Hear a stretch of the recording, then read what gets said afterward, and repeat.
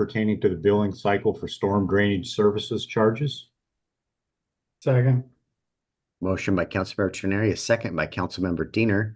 Are there any questions of Mr. Ryan or possibly Mr. Crocker? This is really to benefit our finance department, who's got to implement this, and it actually benefits the consumer because we're kind of kicking the can down the road to their billing date versus charging it effective when we implemented it. So it's actually beneficial to us from an administrative standpoint and to the person paying the rate because we're delaying when we're charging them. Councilmember Rosapepe? Yes, Mayor, just for clarification, I'm sure for the public also, this is an administrative change and not a change in rates. Those were already voted on and implemented. That is correct. Other questions or comments? Okay, you'll be voting on the adoption of an ordinance. I do have a question. Okay, sorry, Fred, I didn't see your hand. No worries. I'm wondering if the utility committee has ever considered looking into monthly billing as opposed to every 2-month billing. And the reason for this question is this is possibly one of the largest bills that we see compared to other utilities. And perhaps some ratepayers might find it easier to see it every month as opposed to every other month when it could appear as a huge shock. So I'm just wondering if this is something that's ever been discussed. Not to my knowledge, not in my 18 years, but Noah, I know we have payment arrangements for that plus customer that can't make, and I think we do that quite frequently. You want to discuss or address that? Well, yes. So to address Councilmember Chang's question, yes, we have discussed this at Utility Committee, particularly when we reevaluated the water rates a few years ago. And we found that it's monthly is not the common for utilities, and it would add additional administrative expenses to it. And so we did not proceed forward with further analysis of the monthly billing. But to the question or comment I made, I believe for someone that has a hardship with that bill, we quite frequently work out payment arrangements with staff. Right? We do have payment arrangements with citizens when it's applicable. Yes. I don't think the bi-monthly bill itself creates that payment arrangement need. For most customers, we also have budget billing for those that these are not payment arrangements, but they actually want to get onto a budget billing program. We can do that, and then they can actually pay their bill monthly. But we're still on a bi-monthly billing cycle. It just would require them to make monthly payments and towards their account balance. So there is flexibility and options to do that, and we have a small amount of customers on the budget billing cycle. Okay, thank you for that. Councilmember Warden. Sorry about that. So it's a utility that's set at a set rate for the entire year.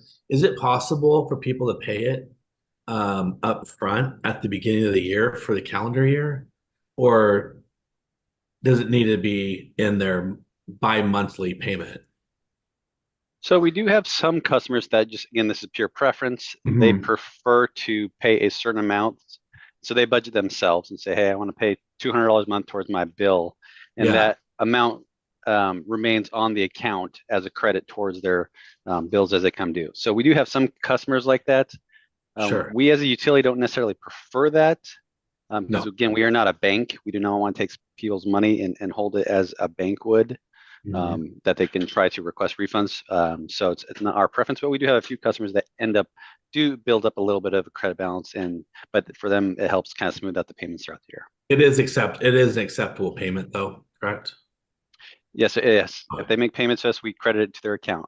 Okay, Yep. awesome. We don't pay him any interest though. No. Councilmember Rosepepe, you have a question? Well, no, it was more of a statement. When it was asked, has utilities looked at this? And no, we haven't. in this cycle, and I would feel that this would be more of a matter for the Finance Committee if they want to revisit it.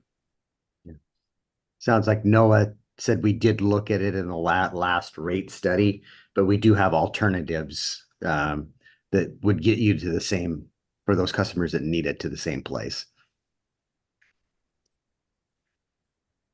Councilmember Chang?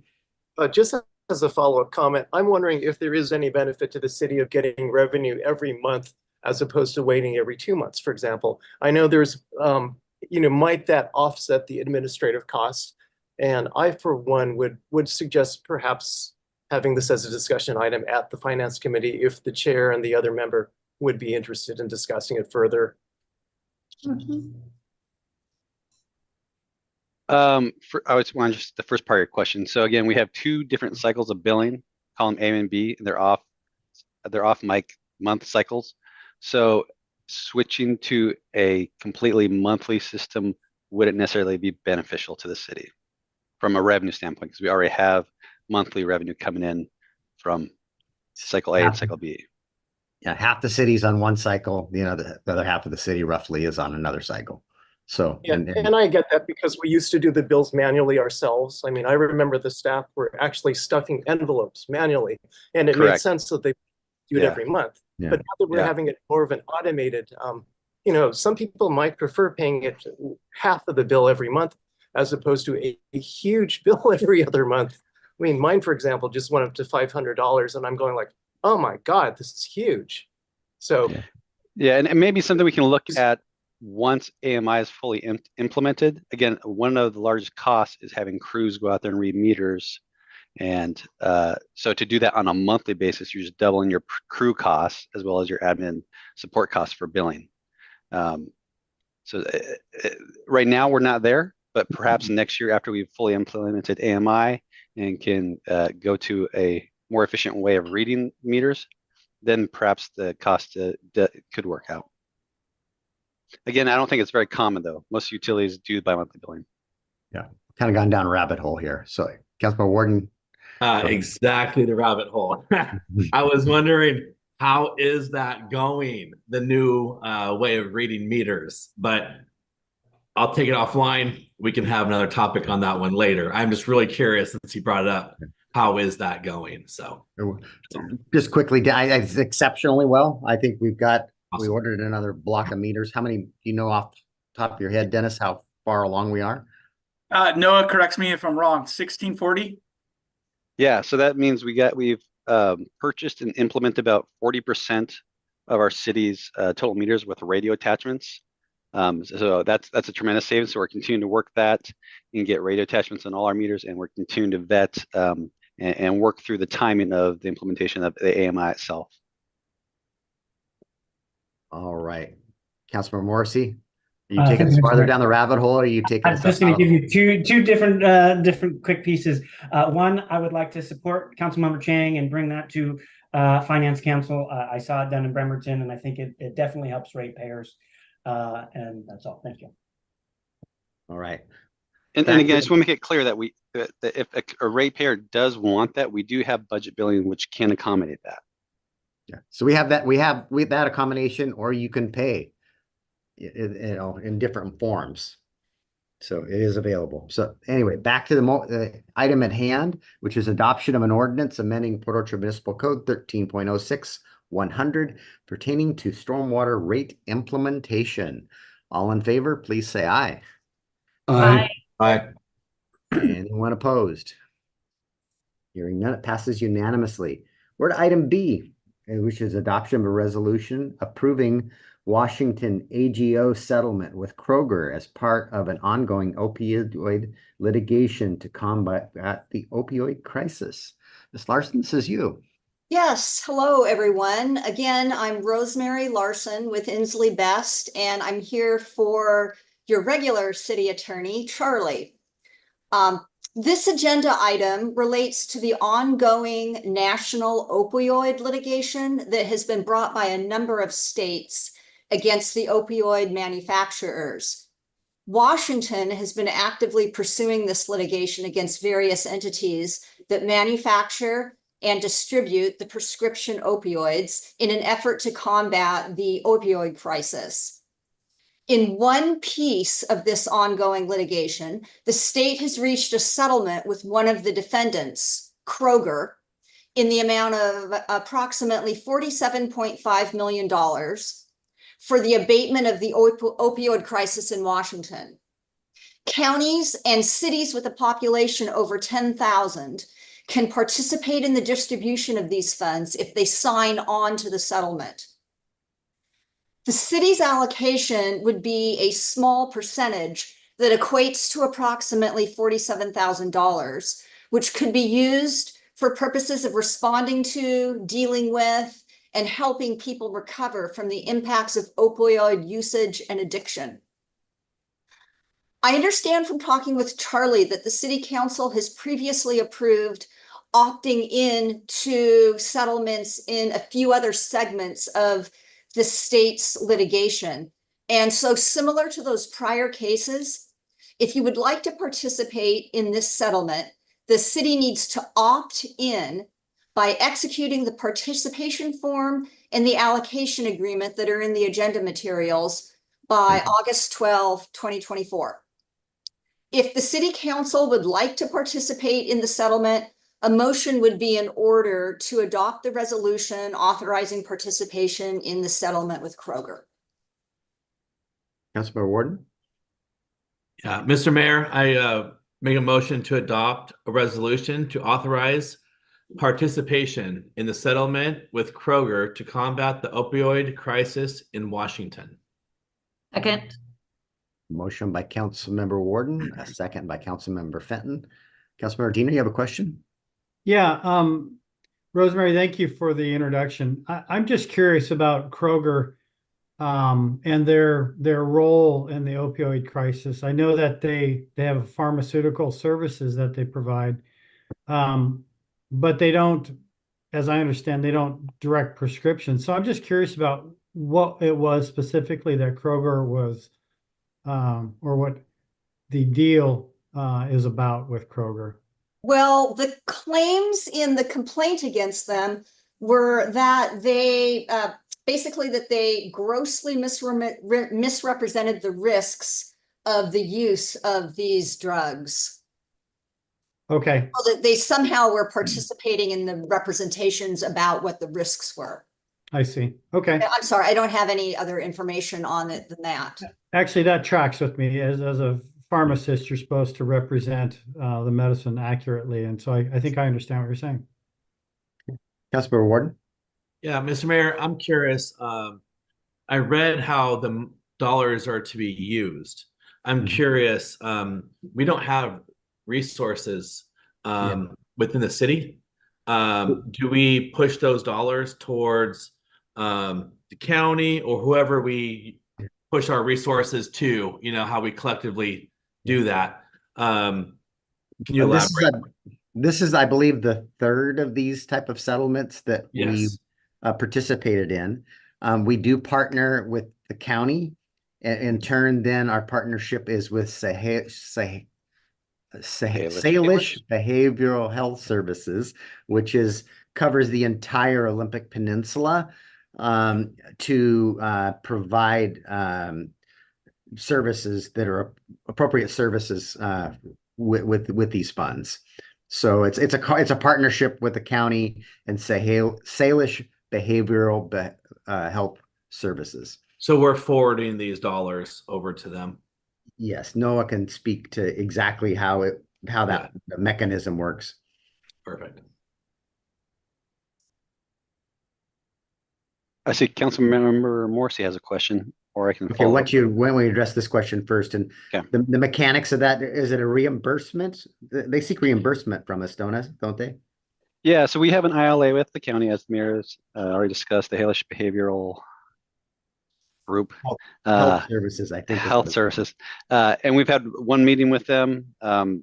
They've been not late, but slow to get their whole program operationalized. They have other entities participating. So we're hoping to have another follow-up meeting with them over the next month or so. And then essentially they would invoice us for those services and we would remit payment for those per the invoice. Councilmember Morrissey? Yeah, thank you, Mr. Mayor. I have a couple of questions as it relates to this result. One, what are the implications, Ms. Larson, if we opt not to participate? Well, the first one is you wouldn't get $47,000, but you would not be waiving claims against Kroger. So I guess that's the other implication, is that you would not have waived or released claims against Kroger, and the city would have the ability to pursue Kroger on its own if it wanted to. So is the state doing this as a collective and each entity is kind of siphoning off and making their own deal? Correct. The state takes basically 50% of the settlement that is allocated to the state, and then 50% of the funds are divided up among the counties and the cities. Okay. Additionally, then, I'd just be interested, especially with it being Kroger. There's been a lot of news about Kroger in our area today. So I don't know how I feel about taking this up tonight, but back to some of the questions around the programs that we do with our partners at Salish. Was there a limit on that? Because this is not the first settlement I've even seen in our tenure this year as it relates to the opioid crisis. Was there a limit on that first contract that we did, Mr. Crocker? No, no. Again, what we discussed as a council and a management team is that we don't have the resources in-house to provide any type of program, and so there is no limit in the ILA. It's truly more of a pass-through. And again, it's a collective county effort. So the more entities participate in the effort, I think the more effective our dollars will be contributed to the pot. Okay. So I think where I'm trying to take this is when we accept this, do these dollars automatically go towards that contract? As I do believe that I read in an article yesterday, the Kitsap Recovery Center, which is actually located within our city, was just awarded some commerce grants because they were in maybe an urgent need to make some improvements to their building or maybe be closing. Is this something that we could look at utilizing some of these dollars in that capacity? I don't think we could do their building improvements with these. No, well, it sounds like they got that fixed, but I would love to be able to put resources towards something that is in our. It would be for us to administer this would be burdensome on us. We just don't have capacity to do that, and I don't believe we could take money out of this to administer it. And I think by us partnering with Kitsap County, this is the most efficient way to deploy these dollars and not provide, we want to take these dollars and get them deployed in our community. But not put it in any more burden, not create another process, I guess, or need additional staff within the city to administer something. Okay. Yeah. And Councilmember Morrissey, I can look into your specific question, which is, does the agreement with Salish require us to sit in this money? Or I will look into that and get back to you. I don't necessarily believe it does, but that would be our intent, I guess, as we bring this money forward. And I'll have to look and see if we have that in the agreement or not. Thank you, Mr. Crocker. I'd just like to put out there that my intent would be I would like to spend those dollars locally where possible within our city. Thank you. Good point. Councilmember Trenary? Yeah, just a question for Ms. Larson. If the city elects to opt into this program, does that disqualify us from any future litigations against Kroger or any other drug manufacturers or representatives of this? It wouldn't disqualify you from participating in claims against other manufacturers. There would be a question as to whether it disqualifies you from future claims against Kroger. It would be an inquiry as to whether you reasonably should have known about the claims right now or not. So if it's something that truly arises in the future, you wouldn't be disqualified. But if it's something that where the claim really exists right now, that's something that would be released. All right, thank you.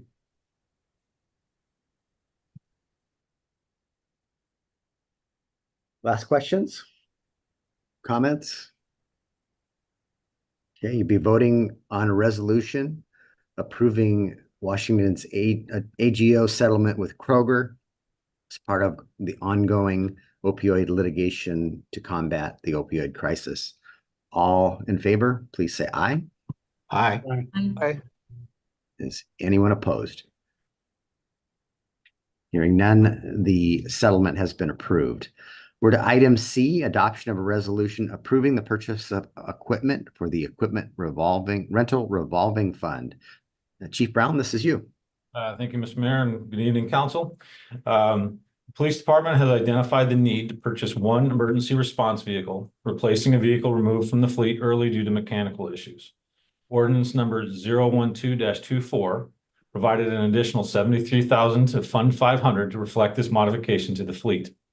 Consistent with the city's procurement procedures policies adopted by resolution number 036-22 as amended, staff determined that purchasing through a contract procured by the Arizona State Department of Administration, or the ADA, would provide the city with competitive pricing for these purchases. The city maintains an interlocal agreement with the ADA to permit the city to purchase goods that are procured by the ADA under contract number C115-22. For this purchase, the city's police department identified PFVT Motors Incorporated as an approved vendor via ADA contract number CTR 059322, known as ADA contract. Staff reviewed the procurement process utilized by ADA for the ADA contract and confirmed the applicable procurement requirements were met and obtained all necessary documentation regarding procurement. On June 27, 2024, staff requested and received a quote of $49,450, applicable tax not included, from PFVT Motors, Inc. for one 2024 Ford Police Interceptor utility. The estimated tax of 9.3%, or $4,645.35, would be paid upon licensing the vehicle in Washington State. Further, staff have identified additional expenses associated with emergency response vehicles that are anticipated after delivery of the vehicle and are necessary to prepare the vehicle for service. These expenses include licensing, the purchase installation of emergency lighting and equipment, and city logo decals. I apologize for the scrivener's error, but these items are all estimated to cost $25,000 per vehicle, dependent upon the vehicle outfitting, and this is within the $818,000 ER&R budget authority for patrol vehicle purchases. These items are not included in the ADA contract. Staff have followed the city's procurement policies for these items and have a current vendor contract. The city's procurement policies require city council authorization for purchasing budgeted items that cost $35,000 or more. On July 1st, 2024, staff completed the interlocal agreement purchase checklist for PVFT Motors Incorporated and confirmed this purchase meets RCW 3934030 and the city's procurement policies. Therefore, staff recommend adopting a resolution providing city council approval of the purchase of a vehicle from PVFT Motors, Inc. under ADA contract number CTR 059322. Councilor Diener. Mr. Mayor, I move to adopt a resolution providing city council approval of the purchase of a vehicle from PVFT Motors Incorporated under ADA contract CTR 059322 and authorizing the mayor to execute all necessary documents to effectuate the purchase. Second. Got a motion by Councilmember Diener, second by Councilmember Terneri. The questions to the chief. I understand it was a drivetrain failure, and this car was about 6 months from being replaced. It was going to be replaced in the next budget cycle. Just didn't make any sense to put a whole bunch of money into a car we were going to get rid of in 6 months or so. Just a quick comment or quick question, I guess. I'm presuming the utility is the same as the Explorer body, right? Yeah, it's a SUV, yes, sir. Same as the ones that just showed up. Okay. Okay, other questions or comments? All right, we have Yeah, to have. I forgot why we have to go with an 80 with the Arizona group and not a Washington group. Well, we normally purchase through Department of Enterprise Services, and Ford, when they were having some issues with their own supply chain, and then the IAW strike, decided that they were going to only allot a certain number of vehicles for different areas of the country, and we were unable to procure the vehicles through Washington State.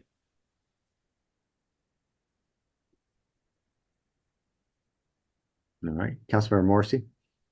Thank you, Mr. Mayor. I just had a quick question. So I want to make sure I'm fully understanding the motion here, because I show a fiscal impact of about 54,000, but it looks like we're going to need an additional 25.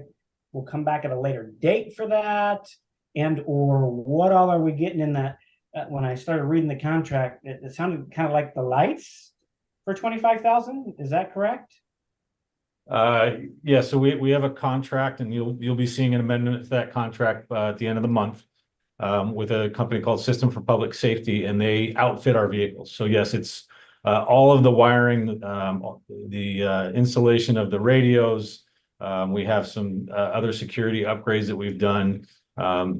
Everything that makes a car a police car is what that outfitting cost is. Okay. So that wasn't any of the things that come as the car. And, I think when I was looking on all the different check boxes from the Peoria group, PFVT Motors, none of that's included in the build out, right? No lights. Correct. We're just buying the police interceptor vehicle, but it's a stock vehicle. It does not have anything that turns it into a police car other than the transmission suspension are rated for police work. Okay. So the engine isn't modified at time of purchase? No, we do not modify the engine. Okay.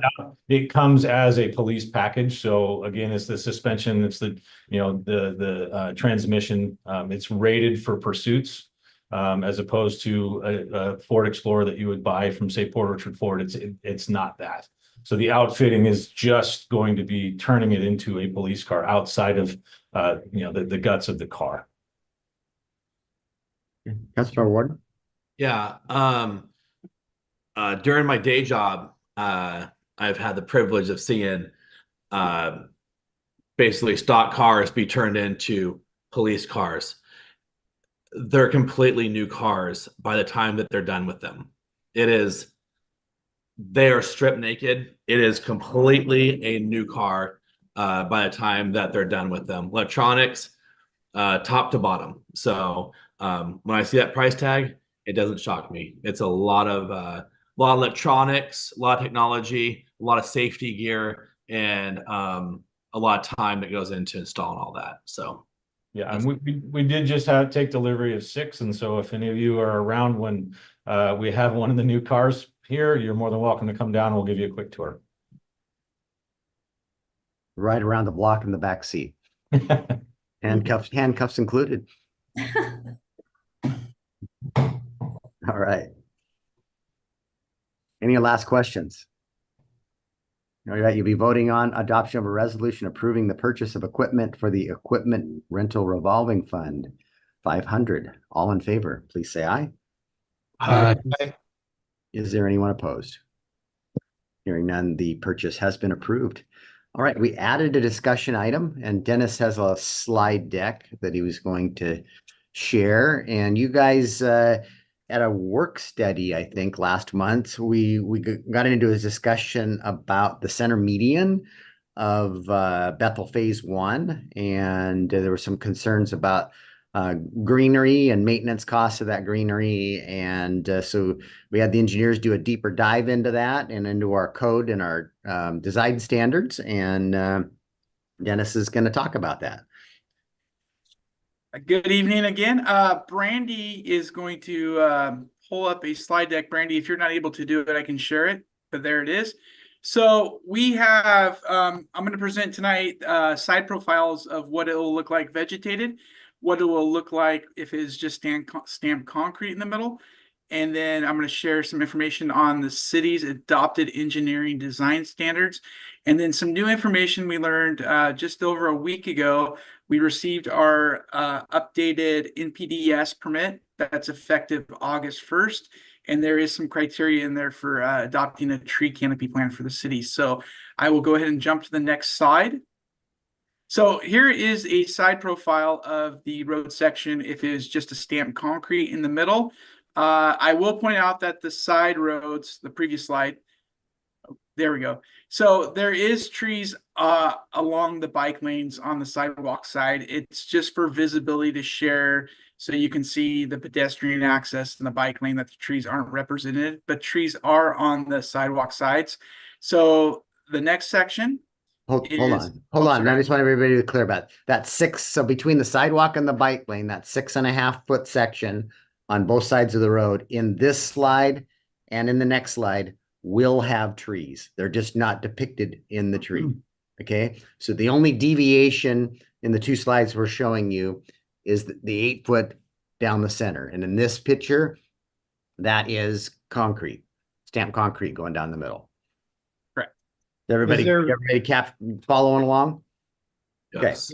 Is there any relevance to one bike lane being shown in green and the other in black, or is that just No, No artistic? relevance. Okay. it was a test and you passed. If we go to the next slide, oops, there we go. All right, here's the depiction of the 8-foot median with street trees. I do want to point out that this is enough access for a street tree. There was some concerns raised earlier about the ability for access for maintenance vehicles. Our engineering team pointed out that you are able to do a taper and closed bike lane, so you can shift traffic into the bike lane. Proper signage would be needed, of course, but you would be able to channel maintenance vehicles in the center of the road next to that center median.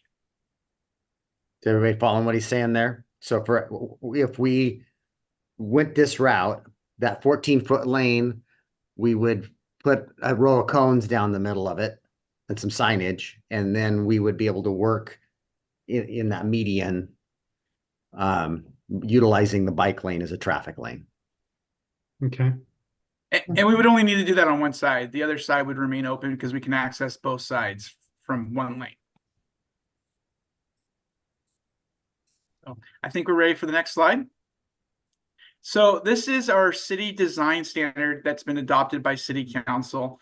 There is a slight deviation, and this is for right-of-way purposes for the design, but we are going with an 8-foot center median instead of a 9-foot. But it does show and state that planting strips need to be vegetated per our adopted city standard.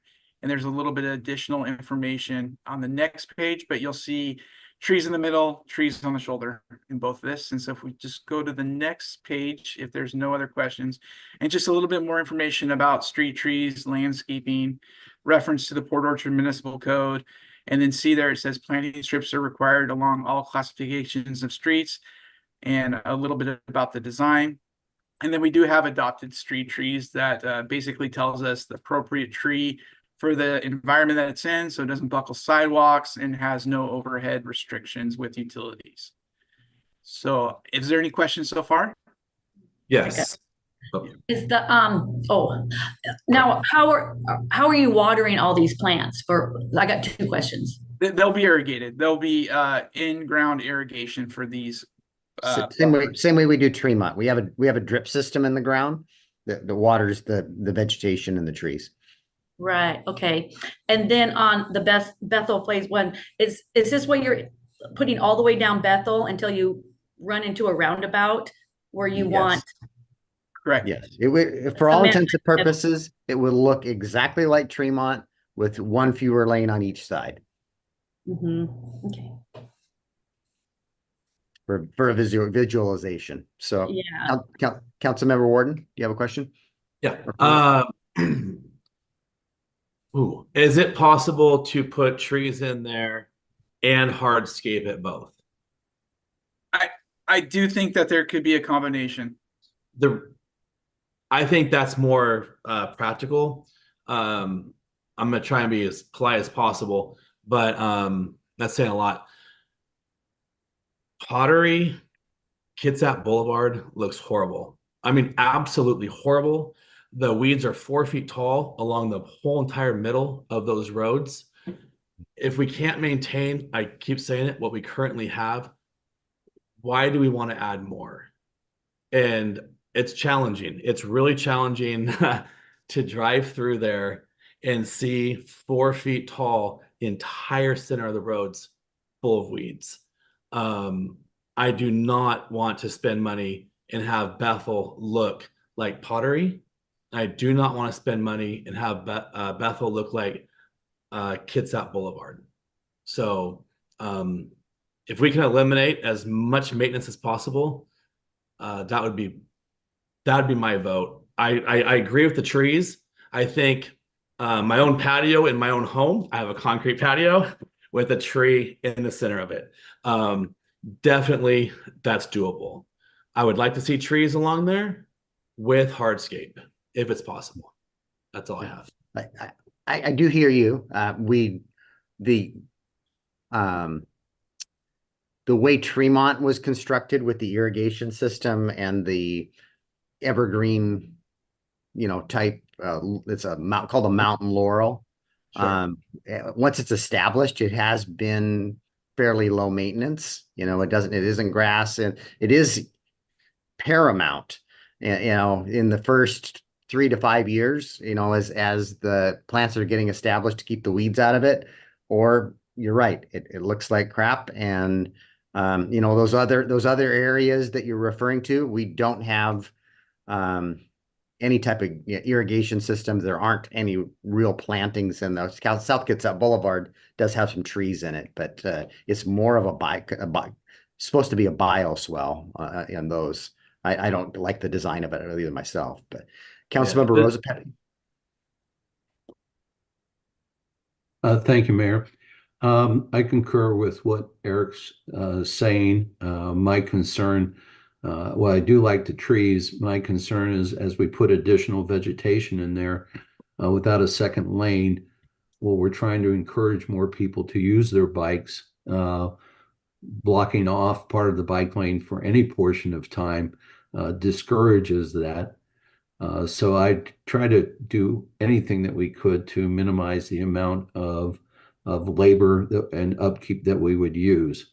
However, that being said, we know we don't want what our sister city next door has. So I'm willing to go down the road, realizing that we may have to change later on that. Tremont's been a blessing. I agree with Eric that Pottery is an embarrassment. Councilmember Morrissey. Thank you, Mr. Mayor. I'm hopefully not just jumping ahead, because I guess I'm wondering, are we talking tonight specifically about Bethel or changing city design standards? That would be question one. Maybe I should stop there. Yeah, we are talking about Bethel, and the design, and we're trying to keep the design moving on Bethel and not slow our design team down, because we want to get to construction as soon as possible on the project. That's okay. So questions 2 and 3 may kind of go together, because I think I too agree with the sentiments of Councilmember Warden. And I want to make sure that Bethel looks just as beautiful as Tremont. But what would the difference in costs be? Would be something that would be I would like to take into consideration for that. And then for putting it in, and then the costs for maintenance, right? We have a contract to do that outside. Would we be looking to add to that contract, or will we be taking on that maintenance internally?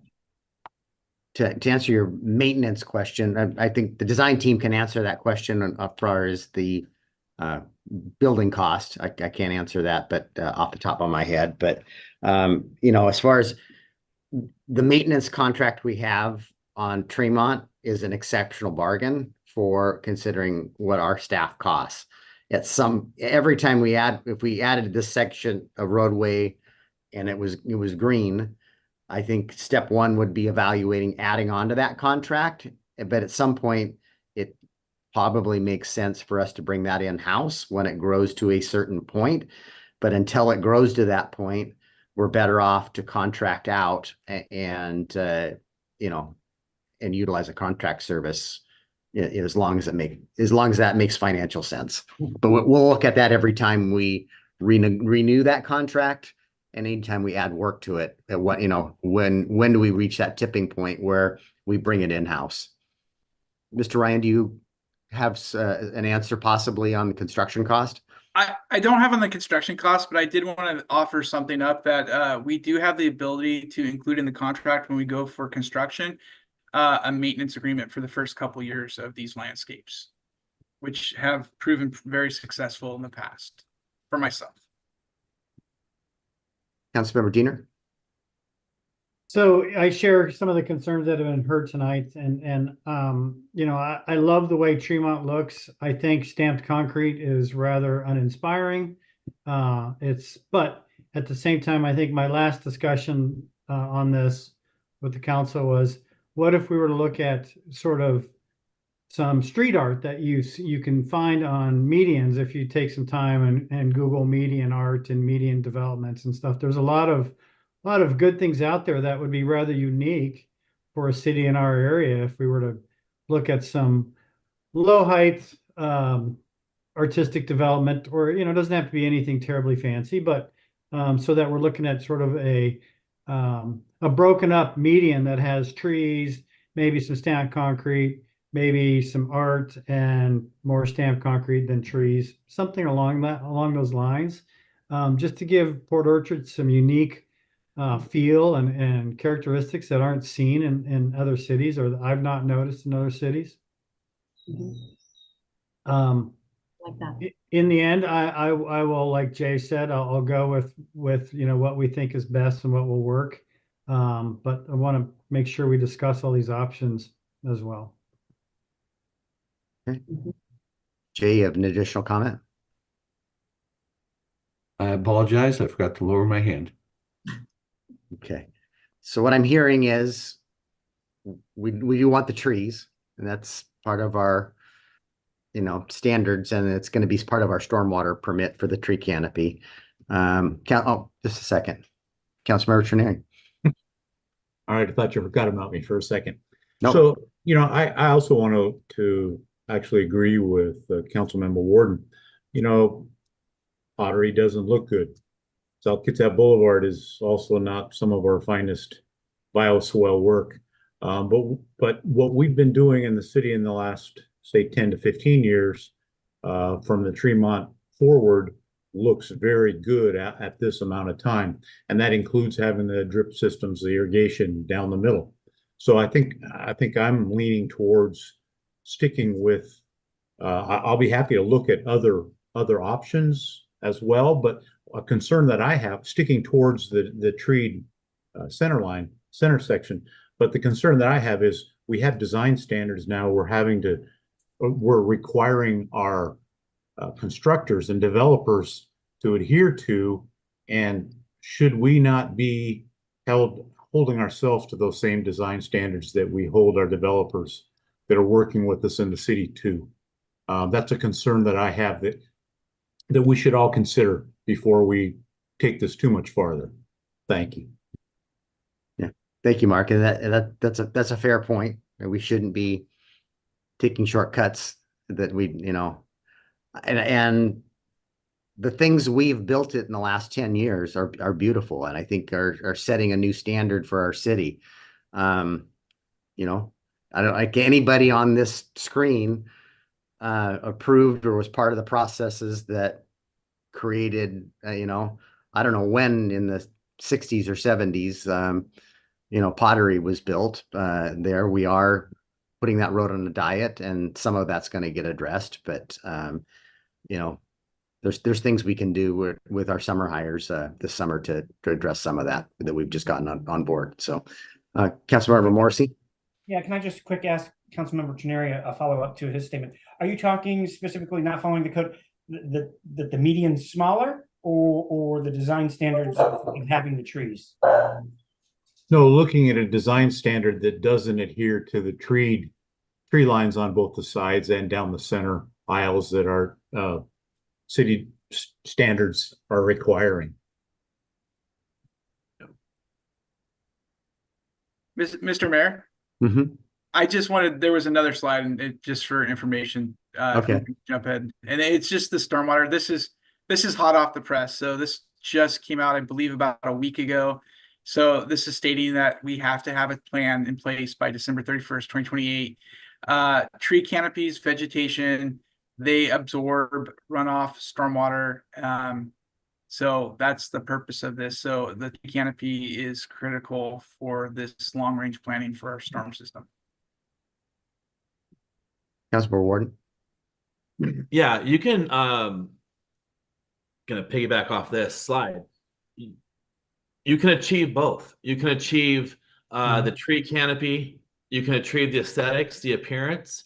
It would look beautiful having trees lined up through Bethel. You would achieve the NPDES permit requirements that will be in place. You don't have to do that with greenery going through the middle. You can have a combination of both, of hardscape and the trees. With saying that, if we go into it with greenery down the middle, and that's what we're going to hold firm to, I would really like to expand that contract that we have with the Tremont. Our roundabouts, I've been in Redmond, I've been in Bellevue, I've been in Bremerton, Kitsap County. Our roundabouts are nice. We have nice roundabouts that are very well maintained. The lawn looks great. The other ones, the vegetation looks phenomenal. I want to maintain our contracts if we're going to hold to it. I'd rather not. I'd rather do a tree canopy and hardscape. But if we're going to do that, I would really, really like to expand our contract with the company currently doing it. So. Yeah, well, we have to put it out to bid every few years. Yeah, that absolutely would be our intent. And to Councilmember Morrissey's point, at some, we analyze it every time. At some point, it could make sense to have, because we build a Bethel out all the way down, and it's this, Tremont looks fabulous. That's what I think our commercial corridor should look like. Not a concrete jungle, just the asphalt that we have to drive on, and then be aesthetically pleasing. But we're so Councilmember Fenton. Yeah, I really agree with Councilmember Diener. I would think it would be so unique and bring something different to our community for that road for artwork. I think that would be really cool. Oh my God. Yeah, so anyway, that was just my comment. So I'm hearing trees, and then I'm hearing a bunch of different directions. Our standard says the greenery, and that's what we're pointing to. But developers can ask for deviations from those standards. Is that correct? Mr. Bond? Yes, that is correct. Okay. And do we grant them? That is ultimately up to the city engineer. Okay. So,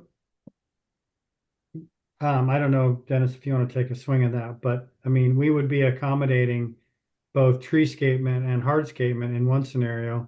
I'd like to see hardscapement that is a little bit nicer than just stamped concrete. That to me signals we've just given up on making the median look nice or grass. I guess, how difficult, Dennis, is it going to be to get some cost? The difference between green plants, stamped concrete, and some sort of a median that has, it's going to be a stamped form. The ones I've seen in the median, it's some sort of an artistic stamped. I'm thinking of something on top of that. In terms of we could take a stab. I'm sorry. In terms of art, something on top, mounted on top of the stamped concrete. I will say that we did have some preliminary conversations with our design team. So anything in this area is considered the foul zone. If somebody hits it and it's not breakaway, or if it's not rated to be in a road prison, we're going to have liability. If we did anything other aside from our roundabouts are going to be our centerpieces. We have all the opportunity to do art pieces, focal points, up lighting that will pre-wire in the medians. If we start talking about a hardscape other than stamped concrete, I've seen recessed boulders. Your price is going to skyrocket. Just the extra labor involved with the finish work. And you said recessed boulders, as in they're sunken and then cemented around? Yeah, you see those every now and then where they'll be a couple inches above. And just getting back, I have a maintenance background, so I've been on both sides of this conversation. The design element of a vegetated divider median is also safety. It's a deterrent from people hopping the curb and driving through it. So that's just another piece of this discussion. Yeah, that greenery that's 2 feet tall looks like you got a 3-foot barrier when you really don't. Where that stamped concrete, you know, in your big truck, you can go over the top of that. I think to kind of wrap my thoughts up, I'd have to see some cost estimates for me to give you one way or another. I can tell you some of my preferences based off of visual acuity, but I'd like to see some costs. I'd like to see more visuals as well. Visuals as far as, well, you know, what do we have in mind? Remember, we're spending money every time we put our design team to work on that. I was thinking in terms of what Dennis may have in mind for stamped concrete. Okay. Something simple. Okay, so you'd like an overhead view of the stamped concrete with trees down the middle of it, and then an overhead view of that median with the greenery in it. Is that what I'm hearing? Yeah. That should be relatively easy to put together, and then a cost for each type of treatment. Either way, we're putting irrigation in it, right? Because of the trees. So there isn't really going to be any savings there. It's just the plants versus concrete. Cost of plants versus cost of concrete, and the finish work on the concrete. Is that what you're wanting to see? Okay. Well, I'll just add, I don't know if there's support beyond a couple of us for any sort of breakaway, low profile art that we would put in the median.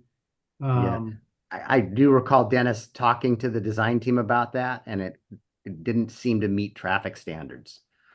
It's interesting because there's pictures of it in other places and other medians. So I think I've seen it in other situations, and we did have an example of one, and our assistant city engineer actually happened to design it where it was like kind of some metal waves in the center. That was considered a divided highway. So I talked to Christian. It was a 50-mile-an-hour road, and I believe the curbing was like 12 inches. So this curbing is only going to be 6 to 8 inches. So it was a divided highway. 50 miles an hour is what it was considered. So at a much taller median. Yeah. But I will ask the question if there's any examples for this type of just something that sets us apart from our peers is what I was hoping for.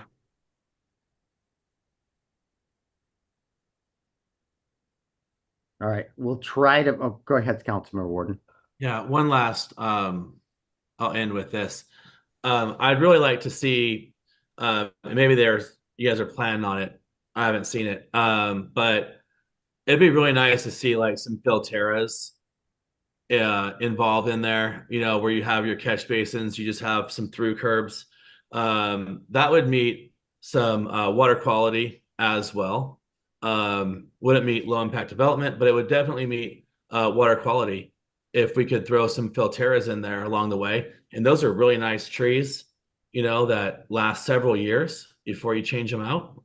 That would be it's aesthetically pleasing. The bases of those, there's really nice metal, nice designs that you can get in those with the trees in the center. And those are just placed right where your drains would be, right where the through curbs are. Has there been any talk of that, of Filterra's going in there, or? We're still at 60%, so we haven't Okay. gotten to that detail yet. So we're waiting for this piece. I hear you. All right, Yeah. all right. I'm jumping way ahead. So No, just it's okay. It's good feedback that I'll provide ahead of time. all right. Thanks. So I don't know that we'll get this back. We'll try to get it back for, this item is on the agenda for the work study next week. If we can get some answers by then, if not, we'll bring it back as a discussion item at the end of the month. We are goal. So, okay, thank you for your time tonight and allowing us to add an agenda item here on the fly. Just thought we had extra time tonight, so wanted to make good use of it. Council committee reports. Economic development and tourism. I see you met today. No, it was supposed to be yesterday. We had staffing issues, and so staff had asked to cancel this month. We will meet again August 12th. Okay, thank you for that. Utilities did not meet this evening due to Jackie Brown's retirement. Finance is meeting next week. Transportation meets end of the month. Land use, it says to be determined. And Actually, we did meet, have a report from our on land use. Yes. Go ahead. We met the other day. There was a last week, and we primarily focused on two items. One is we've asked for some legal information regarding for variances of code to allow people to make changes to their house. And I'm sorry that I'm not having the right words on that, but we're asking for some legal information before we go ahead down the road. Non-conforming uses. Yes, thank you. Non-conforming uses. I appreciate that. So more information to follow on that. The second thing is, and I thought I'd sent an email out, and I apologize because I looked at my sent file and I hadn't. And I'm sure Nick will elaborate a little bit, but for all council members, we do have our comp plan coming out. It needs to be reviewed, specifically in the areas of capital facilities, transportation, and housing and land use. And the reason I bring this up, and again, Nick will elaborate a little bit, is because we also we'll be going into budget very soon. The comp plan is something that is very, is almost as, like a strategic roadmap for us. So I implore everybody on the council to start taking a look at it and a bite of the apple, because if we wait till the last minute, it is a very thick document and it'll be very difficult. So thank you. All right. Outside agencies, I have one, the last transit board meeting, a few things were discussed there and voted on. One is the fast ferries. The state raises their rates virtually every year, and Kitsap Transit has not raised fares on the high-speed ferries since their implementation. So as of October 1st, the high-speed operation will see a $2 increase to the fares. And one positive from right now, the monthly pass for ferries is one pass and buses is another. And now that ferry pass will include the bus ticket. And so the goal there is to incent people to ride the bus down to the ferry and for your commute, and to incentivize bus ridership. The grand opening of the Silverdale Transit Center was here a couple weeks ago, and I participated in that. And Paulsbo just received a grant for their new transit center, and a $17 million grant for Kitsap Transit received for the Paulsbo Transit Center. And that fund, and just like Silverdale, it'll have inductive charging which is the contacts like your cell phone uses that come up from the ground for the bus. That center will have that also. And it also has funding for 2 double-decker electric buses. So from between Paulsbo and Bainbridge Island, we'll be running double-decker electric buses. And John, do you have something for outside agencies? Kind of. So I didn't know if this would fall under, it falls under lodging tax a little bit. Okay. I actually attended a very informal meeting for the first one up at the county chambers this afternoon. We pulled together a group of folks from throughout the county, including law enforcement, to our chamber partners, to KEDA, to talk about Seattle FIFA World Cup 2026 and a Kitsap task force membership. And there's some LTAC implications and some asks on behalf of this group as it forms. So I'll probably be asking for some time at the study session next week, and I'll get some information over to you and staff, Mayor. But I know that LTAC will be getting up and running probably next month. I'll touch base with Brandy, but there are some implications and things to figure out before we put that out to the group. Okay. Anything else from council committee reports? Okay, I'm going to jump to the mayor's report. Where our design team is working on the Bay Street reconstruction, and there's been discussion about lowering the speed limit on Bay Street downtown from 25 miles an hour down to 20 miles an hour. We are because it's a state highway, we're having conversations with WashDOT in regards to that, but that speed limit change is also consistent with our downtown master plan. So as we make those pedestrian improvements to accommodate our community center, I just wanted to communicate that with you, that we're having conversations with WashDOT about lowering that speed limit by 5 miles an hour downtown, making it a little more pedestrian friendly. Let's see here. Brandy, could you share that slide? We also had a meeting with our design team about the community center and the shoreline work, and the state is asking us to, so one, we had thought at one point we would have a beach access point, and because of the tides and the currents that we get through there, the size of the rock that will be required in that area are not conducive to a path down to there. So we've had to back away from having that path down there left of the to the west. So if you scroll down, please, Brandy, just so we can see those two. So choice one is what we're at. So we have to have a lighted mitting grate on our observation deck along the pathway on the water. We would really like it to be solid concrete, and then light admitting, whatever percentage we have to have be light emitting. We're getting pushback from, which state agency is this, Nick? Is it Fish and Wildlife? Fish and Wildlife. Yeah. So Brandy, please scroll back to where you were. And so they are pushing for this striped effect, and we don't think that makes sense, and we're pushing back, but ultimately they're the ones that have to approve our permit. So we could end up with the second choice. We don't want the second choice, and we're really advocating and making a case for the first choice. And I just want you guys to see those two alternatives that we're seeing. So along our new seawall, and there's an observation deck that's out there in front of the community center is what this is. So the infill between the grates is concrete and on choice number two? Okay. Yeah. Or it's a solid surface. It could be steel. It doesn't make sense to us, but that's what they want? Yeah.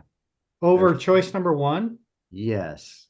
Well, Mayor, remember there was an even different choice that had perpendicular striping to the shoreline with bigger stripes.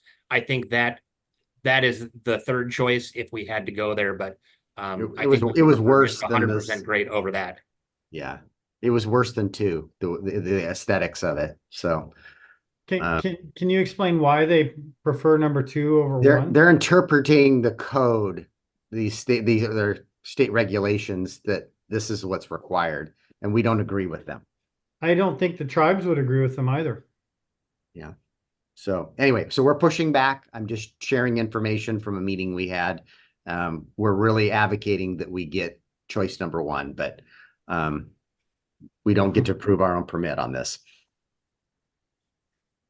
Farmers market. I'm just share some data from the farmers market. It's been they're very successful season so far. They've got 110 vendors on an average. They've got 55 vendors, and they have had $343,000 in sales since April 13th, and more than 16,000 people have visited our farmers market this summer. So just wanted to share that little bit of data with you. I think you saw Charlie's email and probably the AWC bulletin about the Grants Pass decision.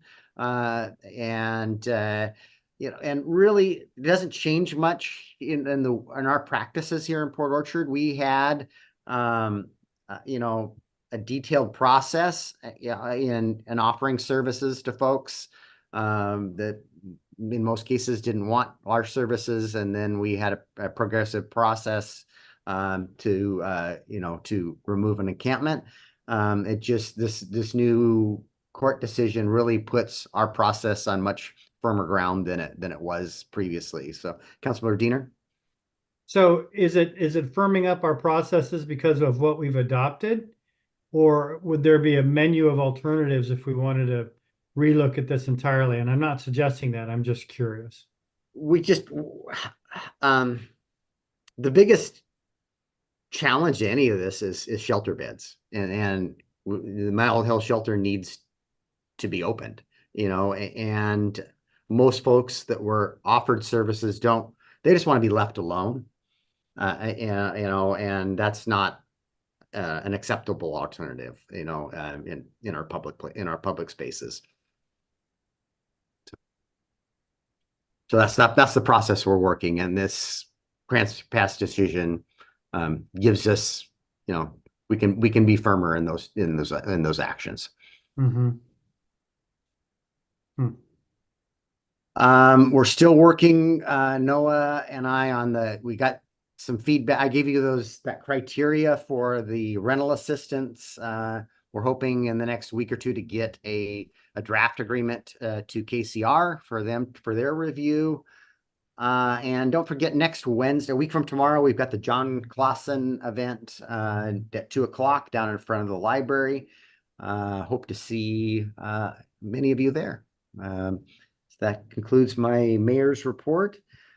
Department heads. Noah, do you have anything to share? I do not tonight. Thank you very much, Mayor. Okay. Ms. Wallace? I do not have anything to report tonight. Thank you. Okay. Mr. Bond? I just wanted to share with the public, I sent an email to the full city council last week concerning our Office of Financial Management population, and we grew to 18,300 residents, and Mark Fournier has been out and he's already got all the signs updated at the entrances to the city.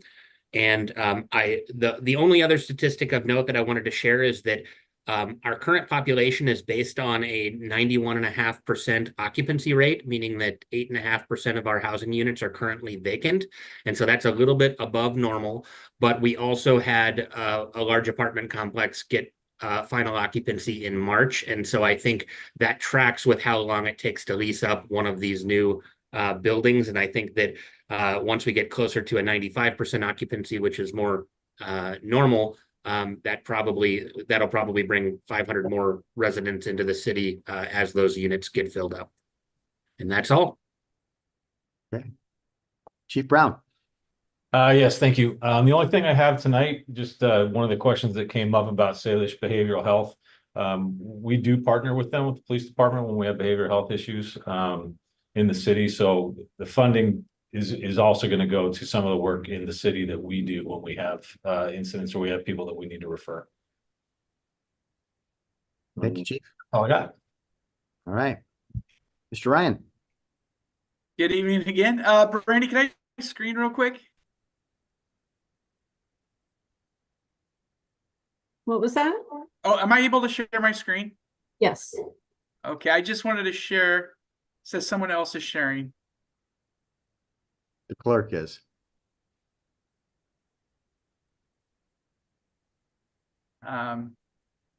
Here we go. I just wanted to share some updates in Marina. This is streaming in our lobby now with the new TVs that are installed. So just a little bit of an overview of the Marina project.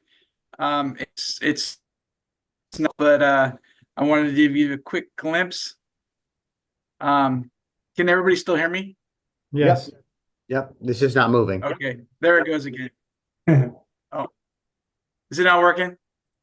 Yeah, now it is. Yes. Okay. So we're getting some great shots. That's enough. If you're in City Hall in the lobby, these will all be streaming for your enjoyment, and we will continue to update these. We've also taken delivery of a new dome. So I hope that by next meeting, we will be able to share some footage of our projects from different angles, but this is going to be great for our public as well. I'll keep talking while that's trying to stream. One thing that I brought to the mayor is we are going to start a weekly frequency sweeping of the downtown core along Bay Street. Also looking to see if we could have somebody blow the sidewalks of our local downtown core ahead of our street sweeper, just to give the downtown core some better aesthetic appearance as we can. We've heard that's very important to a lot of our residents and business owners and this council as well. And the last thing, and I'm done streaming, so it doesn't seem to work very well for me. The last thing, Council Member Warden brought up the desire to tour our operations center. We are going to propose that we do this on August 13th at 5 p.m. and we could have our two new ops supervisors for operations and utilities, along with our operations manager, to give us a tour. That will give the council members all the equipment we have and sit on one time with the staff for a question and answer period. So it's something we hope that everybody can attend, and just wanted to see what the availability would be for August 13th at 5 p.m. before council. So what we're proposing is meeting us out at the shop at 5 o'clock, spending, up to an hour, and then heading off back to wherever you're going to do your Zoom meeting. Go ahead. Is staff going to be present, or are they already leave for the day at 5 p.m.? Yeah, it would be the line staff would be gone, but the manager and the two supervisors will be there.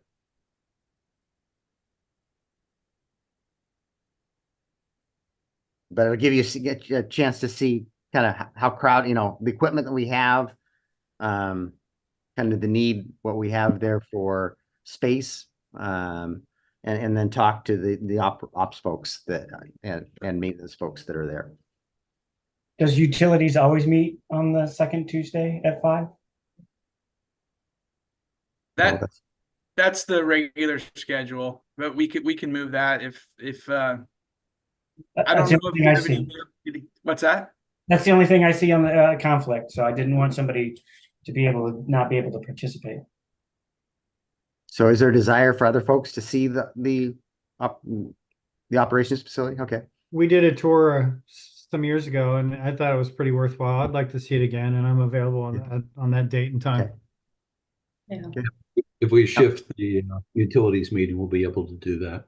Yeah. Okay. Maybe 4:30.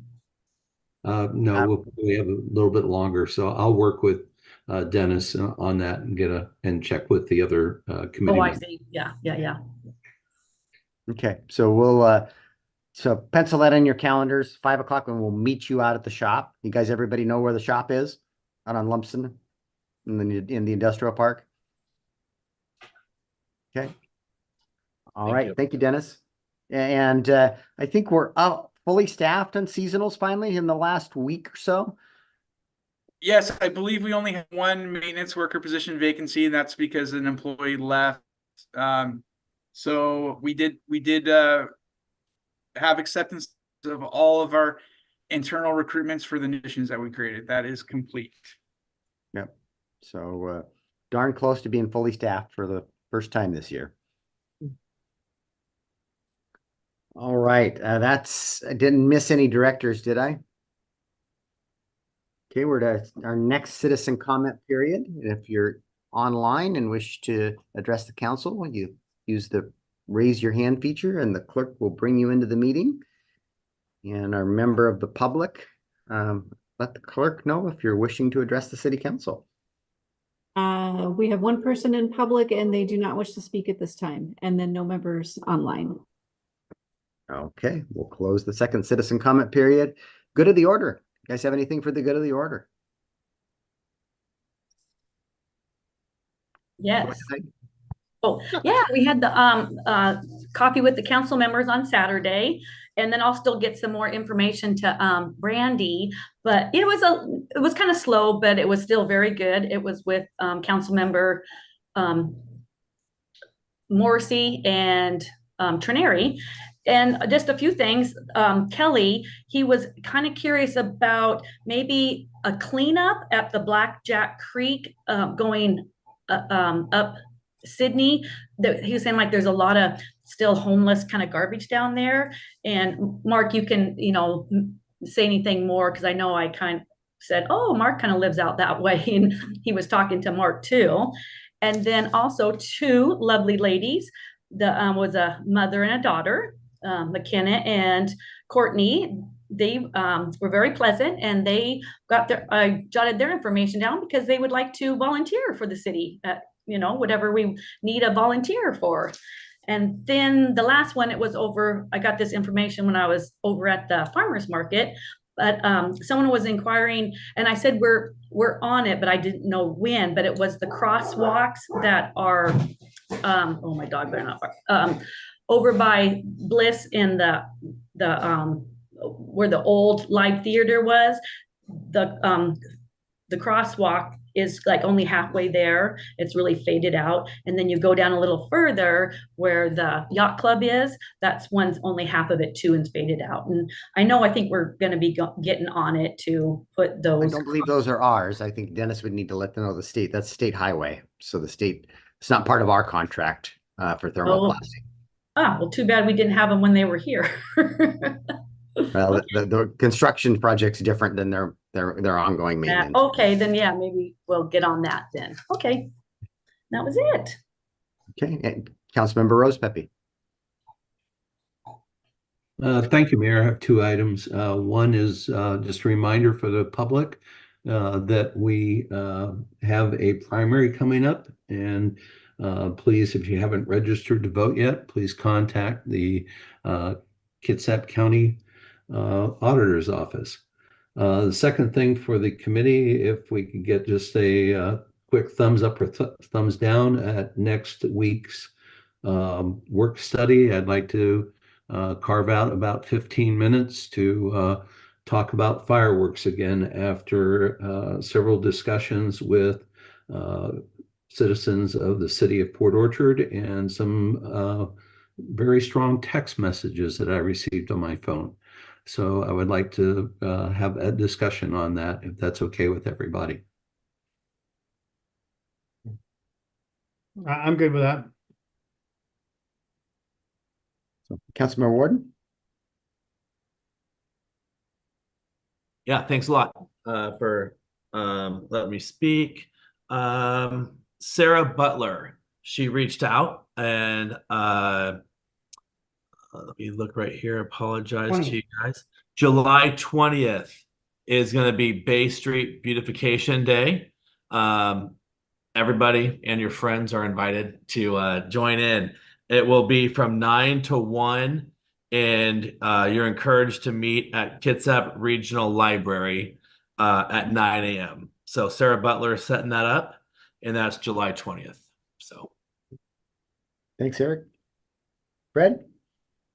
I just had a couple things. I attended a Port Orchard Kiwanis meeting at the United Methodist Church, and this doesn't directly affect Port Orchard, but it was exciting to hear a speaker from Kitsap Mental Health talk about Evergreen Bright Start. And John, I think you've heard about it. Basically what it is it's services for young people that are aging out. I believe their target age was like 16 to 18 to 24.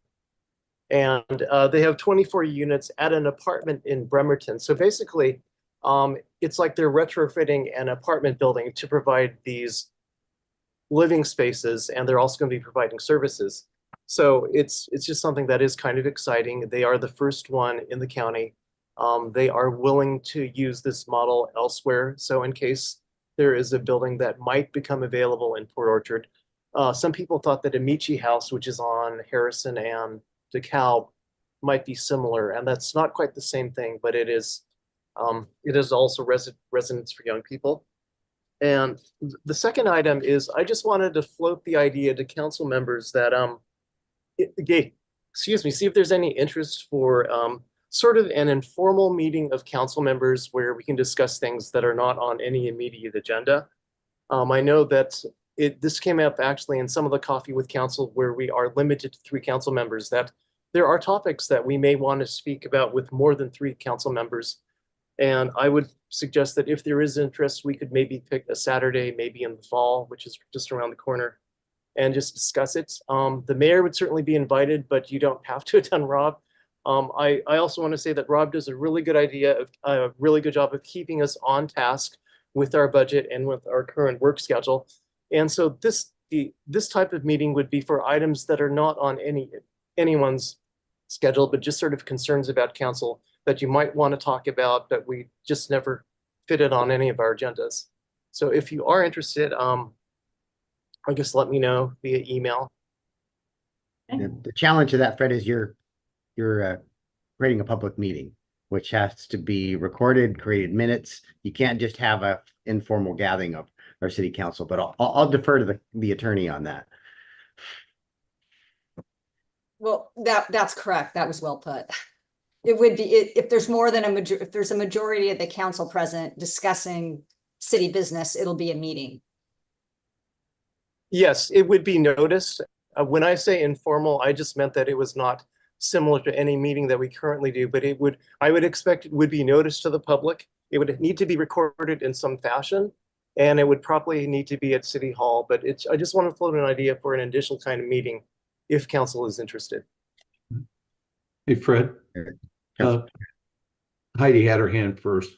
Oh, okay. I would be kind of interested, and if it's when you publish something, because I know like how Brandy says, oh, this isn't they're like we're all together doing some activity.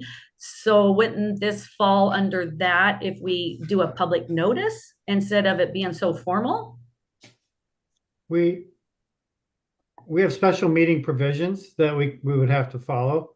But I guess my question for Fred is a work study not adequate enough to kind of roundtable loose ideas? Sometimes not. I think, Scott, that a work study would be an appropriate opportunity. We haven't had the ability to schedule any open topics at a work study, though, because we seem so focused on our work plan. That's why I'm proposing an additional type of meeting. Well, also, I believe in I don't have it in front of me, but in our section in the Port Orchard Municipal Code, which I understand we can change, that when we do have a meeting, the mayor is, for lack of better words, our facilitator. I don't think we can change that if we're going to have a formal meeting. Again, I would defer to our attorney on that. I believe that much like I asked to bring up fireworks next week, there's nothing that prevents us from adding items to the work study or adding another meeting. I believe that not following our code and how we do our meetings leaves us open to a lack of transparency with folks. And I seriously have problems with that.